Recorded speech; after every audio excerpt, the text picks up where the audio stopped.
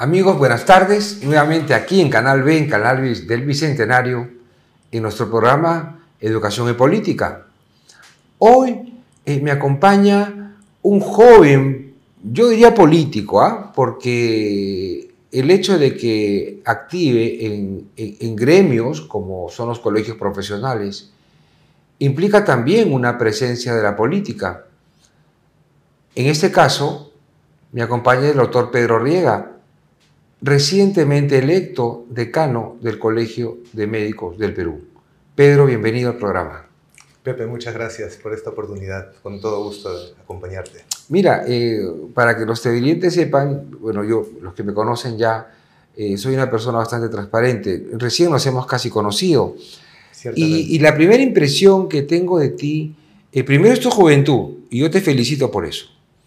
Yo creo que jóvenes políticos, no sé qué tiempo tienes en este tema gremial de hacer política, pero eso hay que felicitarlo y enaltecerlo. ¿Por qué? Porque muchas personas creen que el poder liderar un gremio como el que tú vas a liderar a partir del mes de abril, estamos muy pronto para eso, implica ciertas características. Primero, el conocimiento del tema. En segundo lugar, tu deseo de poder hacer cosas por las personas que tú representas, que son los médicos de todo el país, ¿no? Y así se empieza en la política. ¿Cómo te nace a ti el deseo de postular para ser decano del Colegio Médico del Perú? Bueno, gracias por la pregunta. Desde la vida universitaria, digamos, he estado más o menos en contacto con ciertos líderes que me han motivado, ¿no? Como tú mencionas, a hacer cosas, ¿no? Y además hacerlas en equipo, el dialogar, el poder concertar, buscar, superar adversidades y problemas. Yo me he formado en San Fernando, en la Facultad de Medicina de la Universidad Nacional Mayor de San Marcos. Correcto. Y por supuesto que, digamos, en cierta forma es una cuna, pues, de líderes, y conozco a varios, ¿no? Por supuesto, luego de terminar la carrera, ya uno conoce pues todo un espectro de colegas que están preocupados no solamente por llegar a un éxito individual, sino por cómo nuestra profesión debería posicionarse y debería contribuir de forma real, concreta, con las soluciones de los problemas de salud del país, ¿no? Y en ese sentido, bueno, hay un, digamos, un deseo desde siempre de poder ayudar a esto, ¿no? Ayudar a que los médicos del país, que es una profesión que tiene características inherentes de liderazgo y de alta responsabilidad, tanto con la salud individual como con la salud colectiva, pues pueda ejercer ello de la mejor forma, ¿no? En un contexto pues, que a todos nos preocupa por un lado, pero también nos motiva de nuestro sistema político, nuestro sistema social, nuestro sistema sanitario, ¿no? Que digamos es el centro de atención principal, pero que no está desligado de toda la problemática y toda la complejidad del desarrollo de nuestro país, ¿no? Entonces, ¿por qué postulamos o por qué postulo, ¿no? Porque, por un lado, creo que tengo la experiencia suficiente para poder llevar a nuestro colegio médico a un nivel mucho más participativo, proactivo, ¿no? Técnico, ¿no? Y por otro lado, por la confianza que tengo con una gran cantidad de colegas, líderes que me respaldaron en su momento.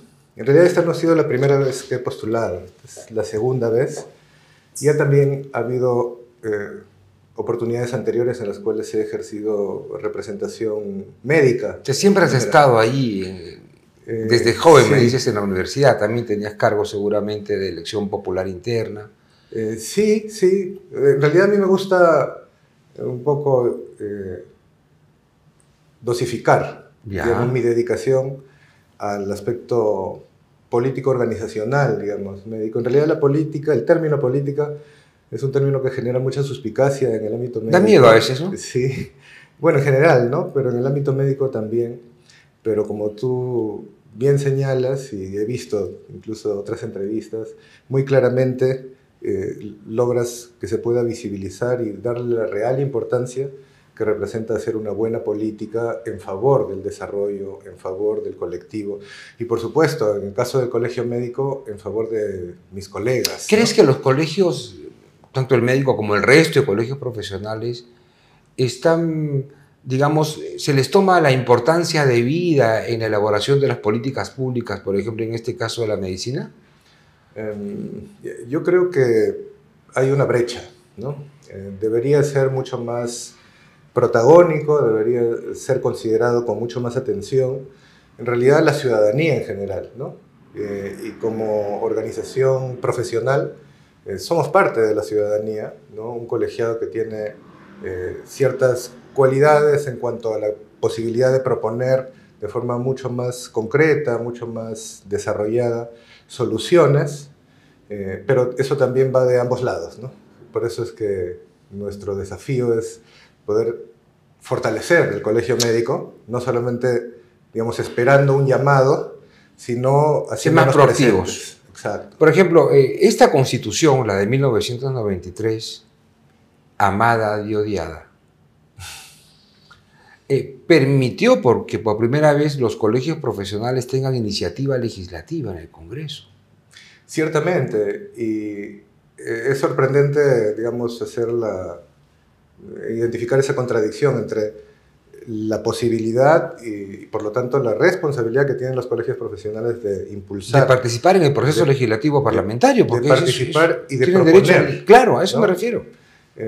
Versus la cantidad de propuestas de ley que surgen realmente de los colegios profesionales, o sea, por lo menos de manera formal. Claro. ¿No? Muchas iniciativas surgen a partir de los colegios, en este caso del colegio médico, pero no llevan el sello del colegio, ¿no? Surgen a partir de un congresista, lo cual no necesariamente lo desmerece, pero sí nos hace pensar en por qué el colegio, digamos, no colocar la firma e identificarse abiertamente con una propuesta le daría pues mayor peso, pero en realidad en este momento al parecer no es así, ¿no? Y una de las cosas que pretendemos hacer... ¿Tú piensas, como ya decano del Colegio Médico, impulsar aspectos de carácter legislativo de manera formal? Por supuesto, de todas las maneras eficaces, ¿no? Y que las normas nos facultan, pero digamos el liderazgo es lo que yo quiero un poquito resaltar, ¿no? Que queremos recuperar, ¿no? A nivel institución y por supuesto a nivel profesión, ¿no? El médico a lo largo del tiempo, por diversos motivos, es cada vez más cuestionado, es cada vez menos respetado, y claramente identificamos algunos elementos sobre los cuales nosotros podemos trabajar, ¿no? Para que nos reencontremos con la ciudadanía y que nuestras propuestas pues, sean legítimas porque nosotros las proponemos y también porque tenemos la confianza de la ciudadanía. Mucha gente piensa que el gran problema de la salud, uno de los, digamos, responsables de la brecha que existe en materia de salud en nuestro país, se le culpa mucho al propio médico como persona. Claro. ¿Por qué esta percepción? ¿Qué piensas tú sobre eso? Bueno, hay algunos procesos que claramente se pueden identificar como contributorios con la gran crisis, ¿no? Crónica que tiene nuestro sistema sanitario, ¿no? En primer lugar, a nosotros nos interesa el poder hacer un contrapeso y poder visibilizar el bosque completo. Correcto. Y no solamente ver o solamente que se visibilice o que se resalte las faltas, los errores o las malas acciones que algunos médicos pueden hacer, ¿no?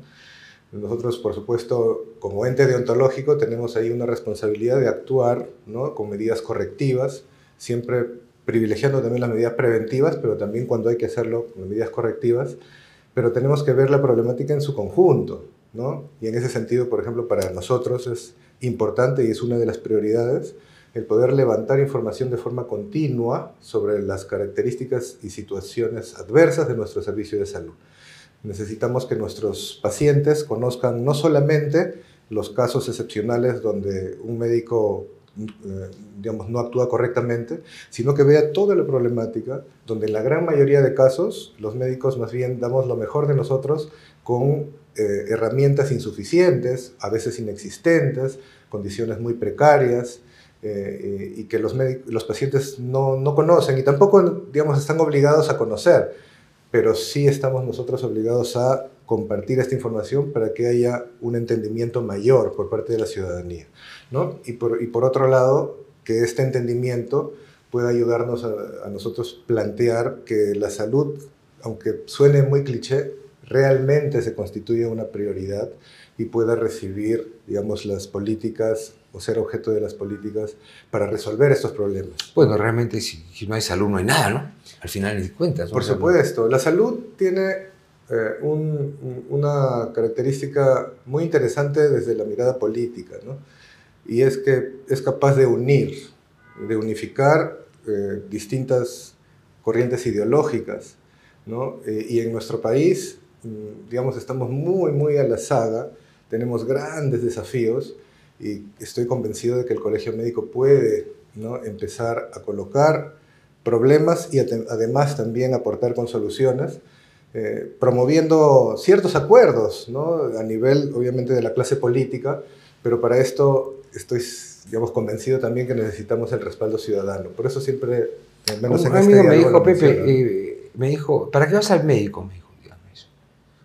Bueno, le dije, me voy para que me cure. No, me dijo, tú vas al médico para que te dé tiempo. Tienes razón, porque tú vas al médico, cúreme, pues quiero vivir más, quiero tiempo, ¿no? Mira la profundidad de este análisis. Hablaste hace poquito, hace unos segundos, respecto al tema de la infraestructura. Tú estás ligado al tema de la gestión pública de la salud. Sí, ¿no? Desde la vida universitaria y toda mi carrera la he desarrollado, digamos, académicamente y profesionalmente en el campo de la gestión en salud, en el campo de la gestión pública principalmente, ¿no? ¿Qué nota le pones a la salud, a la gestión en salud pública de nuestros, digamos, no quiero hablar de gobiernos, pero sí del comportamiento del Estado peruano respecto a la salud? Bueno, en cuanto a infraestructura, ¿cuál es tu apreciación sobre eso? No voy a ponerle yo la nota, ¿no? En realidad el Estado ya se ha puesto una nota muy desaprobatoria, ¿no? Porque hay informes oficiales del mismo ministerio que reconocen que más del 90% de establecimientos de salud se encuentran en condiciones inadecuadas, por ejemplo, ¿no? Y las políticas para poder revertir esta situación no están funcionando, ¿no? Tenemos la inversión pública con uno de los sectores con mayor cantidad de procesos judiciales, de obras paralizadas, por deficiencia técnicas y también por corrupción, hospitales, ¿no? Tenemos por otro lado, digamos, condiciones en cuanto a la política de recursos humanos especialmente adversas, ¿no? Suena contradictorio, pero es cierto que el sector salud es uno de los que tiene más cantidad de profesionales que realizan acciones, digamos, relacionadas con el rol de las entidades que están contratados por locación de servicios, ¿no? Que debería ser al contrario, ¿no? Porque un médico que atiende a un paciente en muchas ocasiones tiene el riesgo de contagiarse, ¿no?, de caer enfermo. Y caer enfermo para un trabajador dependiente implica, pues, el descanso médico, implica el acceso a una atención oportuna de salud, y nuestros médicos, ¿no?, que están casi en un 10% a nivel nacional atendiendo principalmente las emergencias, las epidemias, dengue, ¿no?, que caen, bueno, lo vimos con el COVID, ¿no? Y con el COVID, ni qué decir. O sea, no menciono tanto el COVID porque, de hecho, todos lo conocemos y lo recordamos con mucha pena, pero más que eso, tendríamos que haber aprendido, ¿no?, de toda esa experiencia trágica, pero es muy vigente. O sea, ya no tanto ahorita con el COVID, con el dengue, tenemos médicos que están contratados por locación de servicios y que no pueden ni siquiera ser atendidos en su propio hospital. En su propio hospital. Lógico, porque al ser contratados por orden de servicio no te da derecho ni siquiera a nada. Claro, salvo los sistemas asistenciales tienes derecho a la atención de emergencia por la ley de emergencia,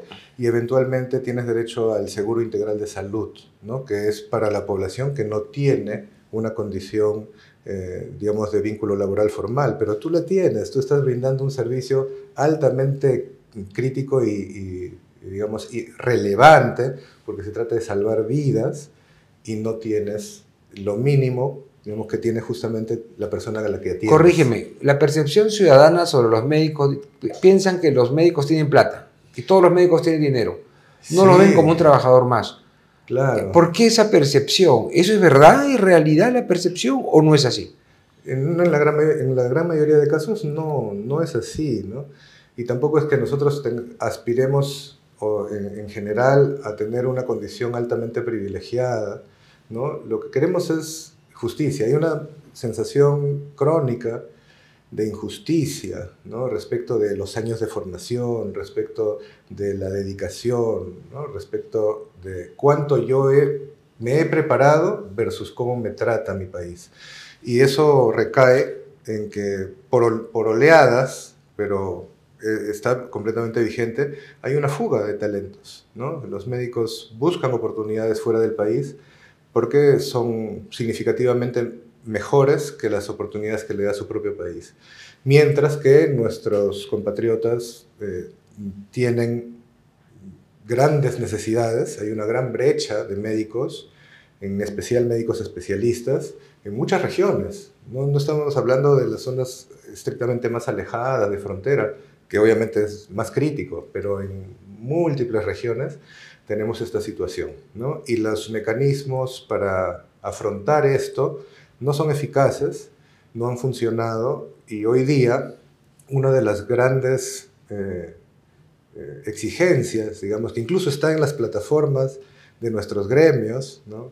Yo tengo que confesar que no recuerdo que alguna vez la Federación Médica haya tenido que colocar dentro de su plataforma pago de la deuda a los médicos que se les debe pues 5 o 6 meses.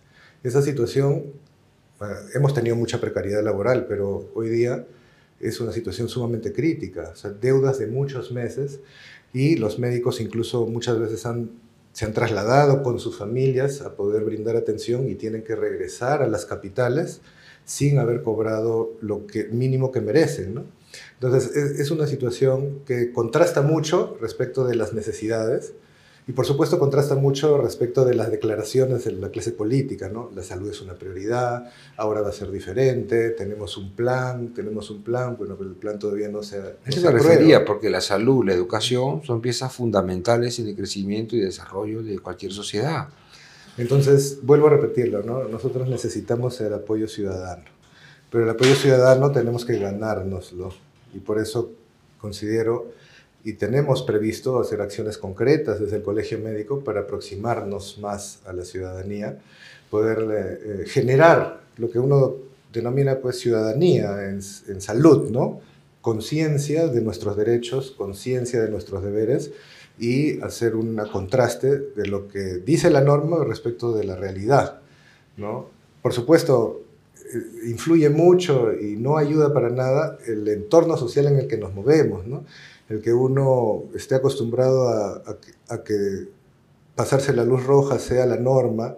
Entonces vemos que inclusive hay investigaciones que denotan una resignación, una normalización del incumplimiento de las normas o la anomía que podríamos decir en cuanto a salud, en cuanto a ejercicio del derecho, ¿no? Como auténtico, ¿no? Auténticamente, ¿no? ¿Por qué es impensable que se nos niegue el derecho a sufragar, pero es tan aceptable que se nos niegue el derecho a acceder a un servicio de salud cuando la norma establece la obligatoriedad, sobre todo para las personas que tienen más necesidades, ¿no? Entonces, yo estoy convencido que sin ser, digamos, extremadamente alarmista, ¿no? Tenemos tantos problemas que podemos estar durante toda la gestión simplemente lanzando y lanzando problemas. Ese no es nuestro objetivo, sino tener fijos cuáles podrían ser medidas que nos puedan hacer recuperar esa confianza en el Estado, esa confianza en que estamos empezando a salir de esta situación muy, muy dramática de nuestro servicio de salud. ¿Crees que ha sido eficiente, eficaz, mejor dicho, la descentralización de la salud en los gobiernos regionales? La descentralización tiene un diagnóstico bastante adverso también, sobre todo en salud, porque es uno de los sectores donde más se llegó a implementar, y como que se dejó, o sea, muy poco se habla, ¿no? Se habla de recuperación de la rectoría, o sea, de hacer, digamos, un proceso de reversión, por decirlo así, ¿no? Que creo que es necesario. No hay una ruta claramente establecida. Sí hay situaciones en las cuales de manera mucho más clara se necesita que el nivel central tome, digamos, el control, ¿no? Por ejemplo, cuando hay epidemias, pero ni siquiera en esas situaciones se llega a establecer, ¿no? Entonces, por un lado, el proceso de descentralización no vino acompañado de un fortalecimiento de capacidades. Correcto. ¿No? Por otro lado, las responsabilidades y autonomías han generado que no sea posible al Ministerio de Salud, más posibles para el Ministerio de Economía y Finanzas, que tiene mecanismos financieros de control, pero para el Ministerio de Salud es muy difícil poder poner orden, digamos, y garantizar que se cumplan las políticas, ¿no? Tenemos que ser conscientes que en salud no existen fronteras, ¿no? O sea, no me sirve mucho que una región tenga implementado un adecuado control del mosquito, de la presencia del mosquito, si al otro lado de la frontera, digamos, no hay nada, ¿no? O sea, vamos a seguir teniendo el mismo problema por más que actuemos bien. Entonces ese es un ejemplo, las coberturas de vacunación también, ¿no? Donde el nivel central debería tener, digamos, mayor capacidad de que las cosas se hagan, ¿no? Mayor capacidad de control, mayor capacidad de intervención. Y es un tema de agenda que sería muy interesante. Creo que vamos a también comprometernos con eso, impulsarlo.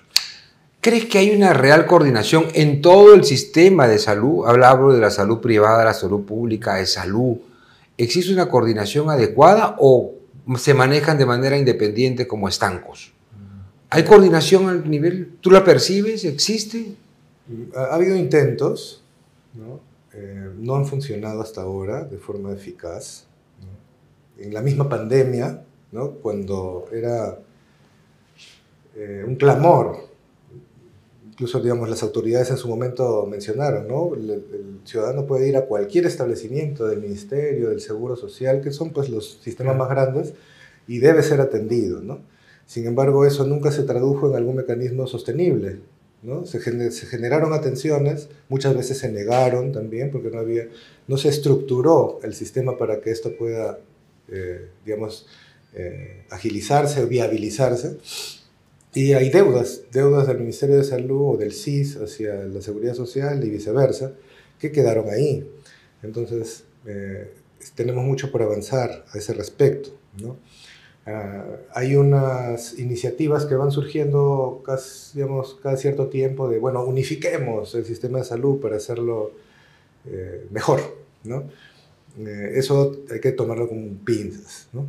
Los estándares del Ministerio de Salud, del Seguro Integral de Salud, tanto en cuanto a financiamiento como administrativamente e incluso a nivel asistencial técnico, difieren bastante de los estándares de la Seguridad Social, y es muy importante que cualquier iniciativa de integración, de articulación, tenga necesariamente que pasar primero por alguna homologación, ¿no? Que garantice que no haya ningún drenaje de recursos de un sector al otro, porque la idea es mejorar, ¿no? La idea es no perjudicar. Y, por ejemplo, ese es un tema de agenda que cada cierto tiempo se presenta. Yo veo que nace el asunto de la coordinación entre todo el sistema, entidades públicas y privadas relacionadas a la salud, cuando hay emergencias, cuando el problema emerge, ¿no? Y todo el mundo habla de esas cosas, pero no percibo, corrígeme, que existe una política pública sobre el particular, que sea sostenible en el tiempo, para estos casos, por ejemplo, emergentes, ¿no? Claro, el hecho de que surja el tema, digamos, en el escenario de la opinión pública cuando hay emergencias, lo que denota es lo que dices, ¿no? Que no existe un proceso planificado, en curso, sobre el cual podamos opinar, evaluar, corregir y reorientar. O sea, no lo hay. Tendría que ser esto permanente en realidad, ¿no? Tenemos, por ejemplo, ¿no? hablamos del primer nivel de atención. El Ministerio de Salud tiene 8.000 establecimientos de salud, más o menos, y la Seguridad Social tiene más o menos 400, porque principalmente tiene hospitales, ¿no? Pero los hospitales necesitan establecimientos de primer nivel que puedan hacerse cargo de los problemas más frecuentes. ¿Las postas hablamos? Claro, lo que le pueden llamar las postas, ¿no? Puestos de salud, centros de salud. El Ministerio de Salud tiene, pero están muy deficientes en cuanto a sus capacidades reales de respuesta, ¿no? Pero ahí hay una necesidad, por supuesto, de articulación, porque muchos de los asegurados solamente pueden acceder a un establecimiento del Ministerio de Salud en su distrito, ¿no? En el 70% de los distritos a nivel nacional solamente hay un establecimiento del ministerio. Y el trabajador de la municipalidad, el trabajador de salud, el trabajador del colegio, todos, ¿no? O inclusive los asegurados que pueden ser agricultores, etcétera, y que tienen su seguro, nadie tiene dónde atenderse en su distrito. Estamos hablando del 60-70% de los distritos. Por lo tanto, sí corresponde que haya un nivel la búsqueda de una articulación real, donde estos establecimientos de salud, que incluso podrían ser fortalecidos por una iniciativa, brinden la atención al personal asegurado, a los ciudadanos asegurados, y que esto sea financiado pues, por la Seguridad Social, cuando se trata de una atención médica, y también que sea cubierto por el Estado cuando se trata de una acción de salud pública, ¿no? Cuando hablamos de acción de salud pública, por ejemplo, pues son las inmunizaciones, el control de los mosquitos, cosas que uno no hace según si eres asegurado o no, ¿no? Y la atención médica, bueno, si tengo algún problema de salud, una emergencia, bueno, ahí yo tengo mi seguro y por lo tanto el seguro tendría que responder. Pero esa capacidad de respuesta de un establecimiento de salud en el 60-70% de los distritos no está presente la Seguridad Social. Está presente el Ministerio de Salud. Y la prevención, el Ministerio de Educación, ¿tú has podido notar de que existe dentro de la política educativa también una carencia de un área determinada para que en los colegios nos enseñen a prevenir los problemas de la salud? Sí, esto es algo que debe ser motivo de una articulación, como se dice, intersectorial, ¿no? Ministerio de Educación, Ministerio de Salud, identificando objetivos claros, ¿no? Respecto de prácticas saludables, respecto de medidas que necesariamente tendría que tomar nuestra población y sobre todo nuestros futuros ciudadanos. El tema nutricional. Por supuesto. Que es básico, o sea, comemos, pero yo, hasta donde puedo ver, no nos enseñan a nutrirnos, que son dos cosas, creo yo, son distintas. A un médico que yo sigo por el TikTok para hacer mi dieta keto, que es el doctor Baite, que es un colombiano, él decía, ¿no? O vives para comer o comes para vivir. Entonces, porque la nutrición, el tema de la obesidad se convierte en un problema de largo plazo y tiene, pues, se desencadena, ¿no? En otras enfermedades, ¿correcto? Sí, correcto. Entonces, la política educativa preventiva, ¿cómo está esto? ¿Has podido observarlo a lo largo de tu carrera? Sí, he visto iniciativas, digamos, muy voluntaristas, digamos, ¿no? Que surgen más bien de los programas, de las estrategias, donde hay el encargo del equipo de salud que toque la puerta del centro educativo y que se puedan realizar algunas actividades, ¿no? Esto no está siendo objeto de una prioridad real, ¿no? Y tenemos ahí mucho que avanzar, ¿no? De hecho, el problema de la nutrición va por estilos de vida o prácticas saludables, pero va también por otros sectores, ¿no? Seguridad alimentaria, realmente tener la seguridad y garantizar el acceso a determinados medicamentos, a determinados alimentos, a determinados oligoelementos, que finalmente si no accedemos, como es lo que ocurre en muchos lugares de nuestro país, tenemos tasas pues, de anemia y de malnutrición tan elevadas, ¿no? Que es un problema crónico que ha sido priorizado, pero que los resultados desafortunadamente no son alentadores hasta ahora. Entonces, la salud es multifactorial. La salud exige políticas transsectoriales también. Y exige también una comunicación y una incorporación de la misma ciudadanía en la construcción de soluciones, ¿no? En la medida en que podamos llegar, como tú bien señalas, por distintos medios a una educación en salud distinta, podemos cambiar pues, ¿Pero el qué futuro, necesitamos para que esa visión integral se traslade hacia los que gobiernan nuestro país, a los que manejan las políticas públicas del Estado? Porque yo veo, o mejor dicho, no veo que existe una visión global del tema. Lo veo muy focalizado, muy sectoralizado. Escucho al ministro de Salud, a mi amigo César Vázquez, que sale en los medios de comunicación simplemente a responder a aspectos de crisis, de momento, de coyunturales.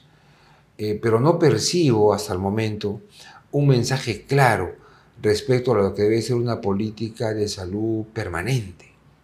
No lo veo. Tú desde el colegio profesional que vas a dirigir dentro de pocos días, ¿qué has pensado respecto al particular? ¿Qué plan de trabajo tienes en tu mediano y largo plazo respecto a estos temas, Pedro? Sí, gracias, ¿no? El Colegio Médico tiene espacios de participación ya institucionalizados dentro de la política sanitaria en cuanto a la planificación y el seguimiento, ¿no? Uno de los espacios, por ejemplo, es el Consejo Nacional de Salud. Y ahí, digamos, la diferencia que queremos imprimir es que podamos tener un colegiado de profesionales médicos que puedan articular, triangular y formular propuestas en los distintos comités, en las distintas comisiones, para lograr políticas pues, multisectoriales eficaces. Tenemos que imprimir la cultura de la evaluación, por ejemplo, dentro del Ministerio de Salud, y el colegio puede colaborar con ello, ¿no? Solicitando las evaluaciones, pero inclusive también haciendo una evaluación de parte, ¿no? De algunas de las políticas que pueden estar afectando de manera prioritaria el accionar nuestro trabajo como médicos y también, digamos, que las políticas multisectoriales, ¿no? Que son complejas, que requieren en realidad mucho más que declaraciones, arreglos institucionales que no están presentes y que requieren también por parte de la ciudadanía impulsarlos, ¿no? Si bien es cierto, puede haber bastantes críticas o muchas críticas a los gobiernos de turno en general, nuestra responsabilidad es poder nosotros ser proactivos y también educar a la misma ciudadanía e invitarlos a que juntos podamos luchar, ¿no? Con una voz firme, con propuestas concretas, para que quien esté en el ministerio tenga eso presente, ¿no? No vamos a cambiar mucho la lógica, por lo menos en el corto plazo, de que las autoridades políticas actúan en función de las exigencias ciudadanas, ¿no? De la opinión pública. Entonces lo que tenemos que hacer es que estos canales puedan estar orientados hacia prioridades. ¿Crees que el colegio debe tener una actitud más agresiva en este aspecto? O sea, yo entiendo que la responsabilidad tuya es la defensa del gremio, de los asuntos de carácter de los señores médicos. Yo eso lo entiendo perfectamente y creo que es lo legítimo, ¿no? Pero también creo que el colegio debe tener, los colegios en general, deben tener una actitud mucho más agresiva, de participación, porque a veces nuestros gobernantes pues, no tienen la opción de ver lo que ustedes sí pueden ver. Sí, ciertamente. O sea, ustedes podrían ser inclusive los ojos del Estado en esta materia. Y también la posibilidad de que se les diga a ellos pues, las cosas como están funcionando. Tú tienes una gran experiencia en materia de lo que es gestión pública en la salud. Tú has podido ver, palpar. Sé que has sido una persona muy minuciosa en el tema de la infraestructura. Y me hablabas también de los aspectos de los medicamentos, por ejemplo.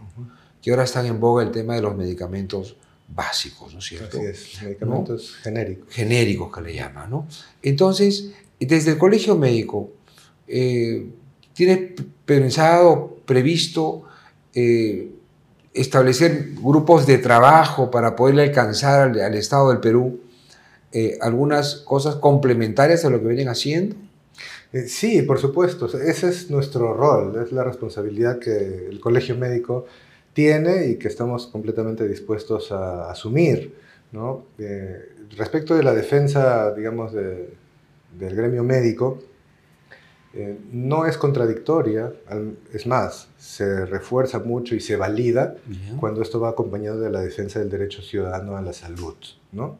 Y en ese sentido, nuestra política institucional va a ir siempre, ¿no?, hacia todas aquellas medidas que puedan relevar, ¿no?, el trabajo médico y que a la vez fortalezcan y mejoren la cobertura y el acceso a los servicios de salud para nuestros conciudadanos. Por eso también esa actitud agresiva que mencionas, yo estoy seguro que la vamos a tener siempre respetuosa, siempre proactiva y constructiva, ¿no? Con la ciudadanía también, ¿no? Con la ciudadanía. Eso es lo que buscamos, es lo que queremos, ¿no? Y también por la capacidad técnica que es exigible hacia el colegio médico en cuanto a gestión pública, en cuanto a gestión de los servicios de salud. El médico tiene también ahí un liderazgo reconocido, ¿no?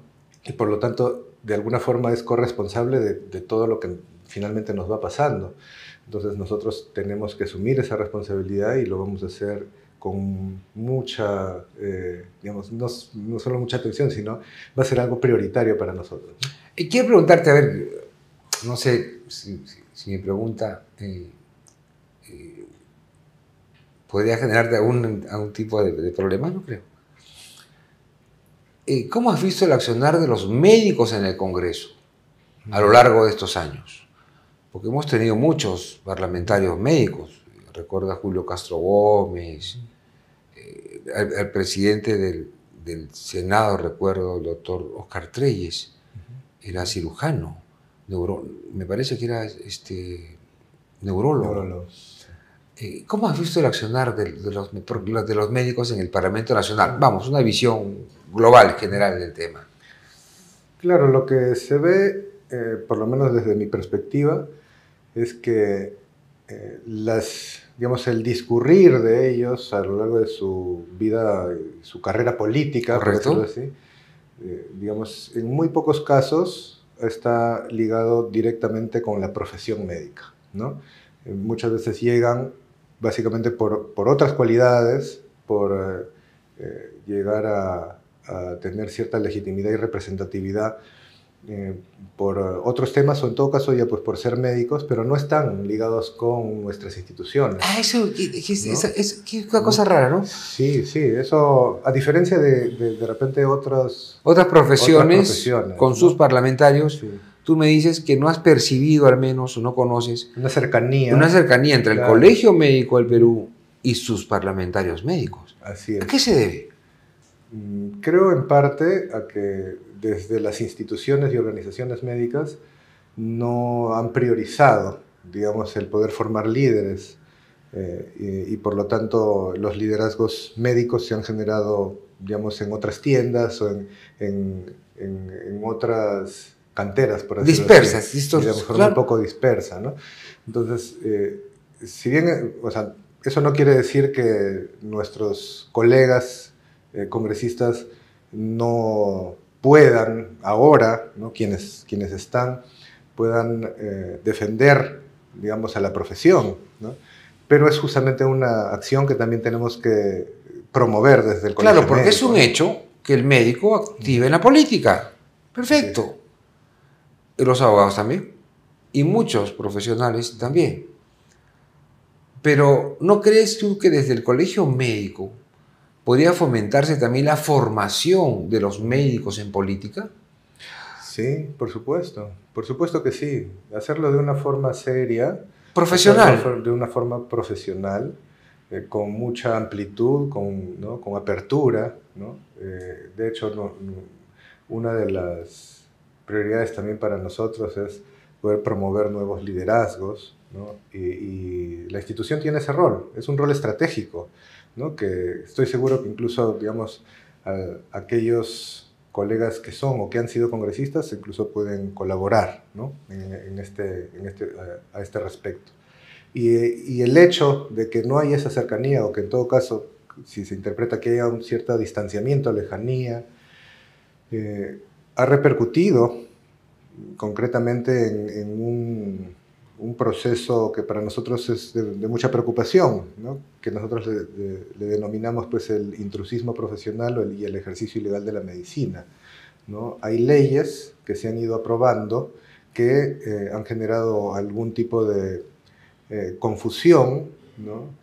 Porque no se delimitan claramente cuáles son los roles, las atribuciones y sobre todo las competencias del médico cirujano respecto de otros profesionales de la salud. Entonces, eso puede perjudicar la salud pública. Para nosotros es algo que también tenemos que ver y que es rol del colegio médico, ¿no? O sea, luchar frontalmente contra el ejercicio ilegal de la medicina en el terreno, ¿no? Porque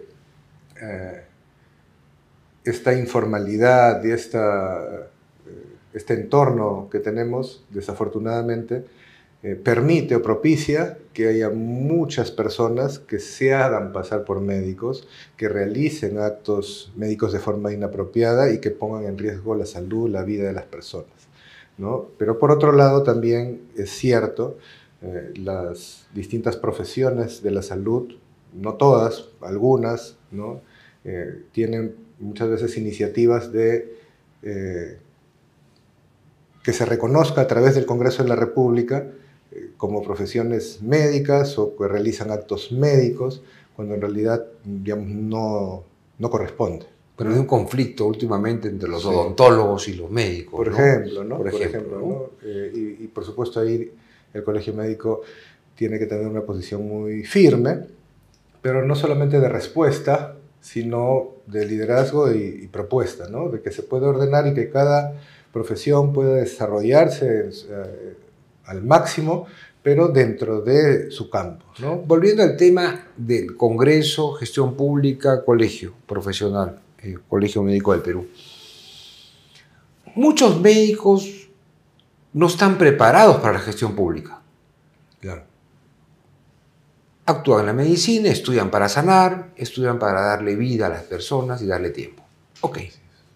Son entusiastas en gestión pública, pero no se forman en gestión pública.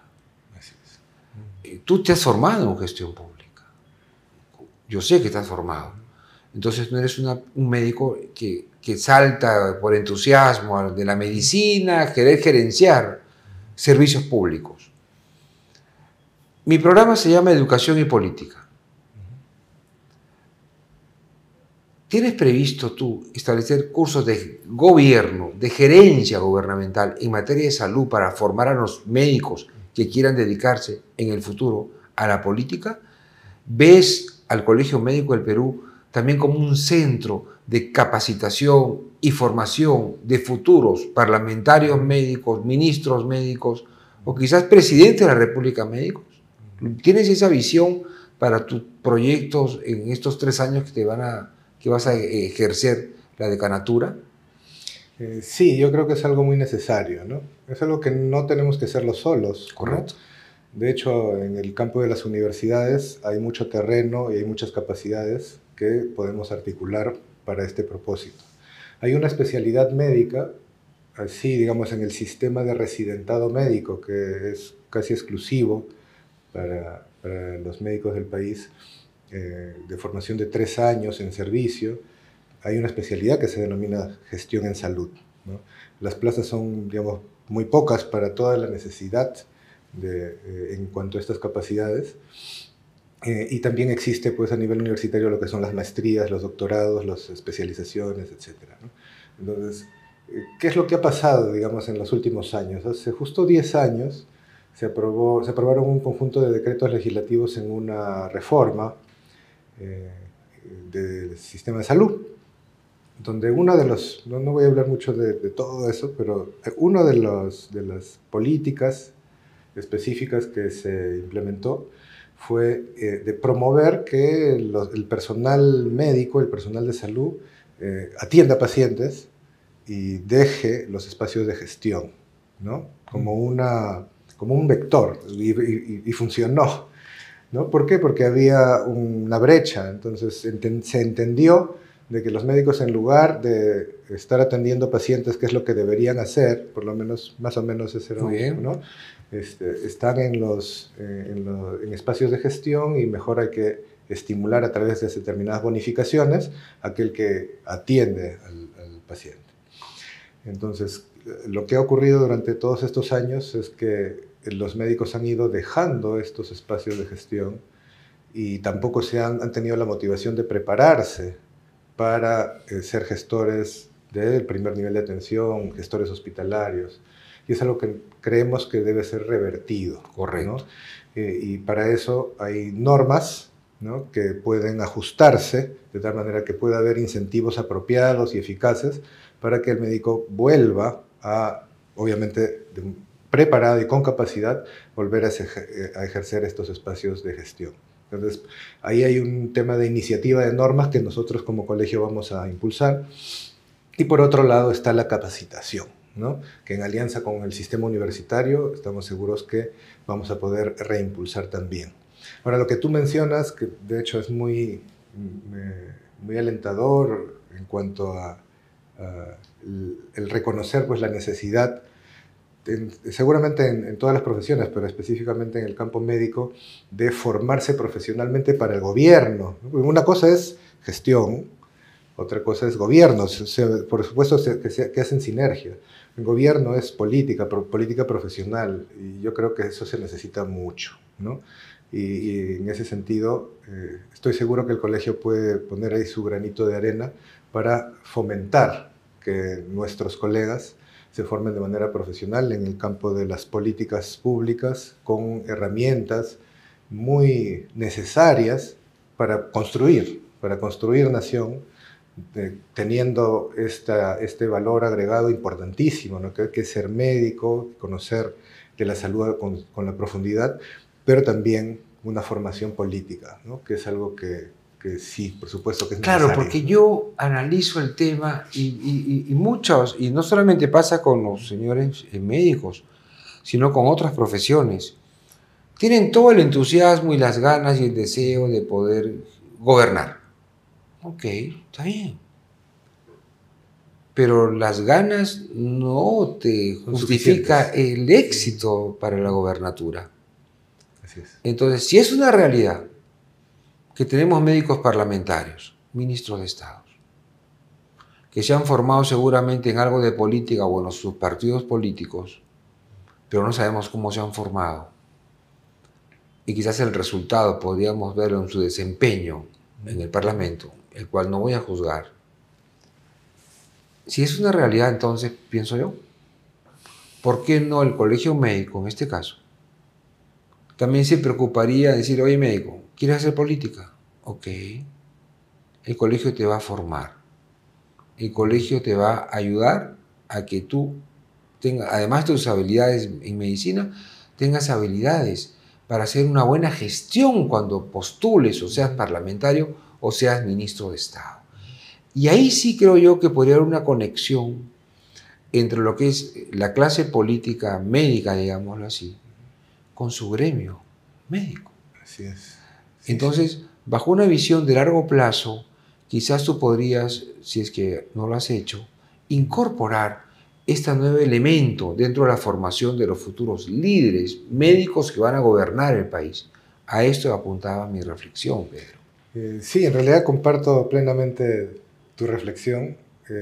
Está incorporado entre nuestros planes el poder promover una escuela de liderazgo. Qué bueno. Solamente el énfasis que hago es que quisiera hacerlo con todas las instituciones, claro, que puedan colaborar con esto, ¿no? Porque es una función y una responsabilidad estratégica que no solamente nuestros colegas merecen, sino en nuestro país. Estoy seguro que con líderes médicos profesionales, ¿no?, y con herramientas adecuadas, vamos a poder canalizar esas ganas, ese ímpetu, ese deseo de servir, que con seguridad tenemos pues, los médicos peruanos. Sí, porque yo he visto en los médicos que conozco, actualmente parlamentarios, ¿no?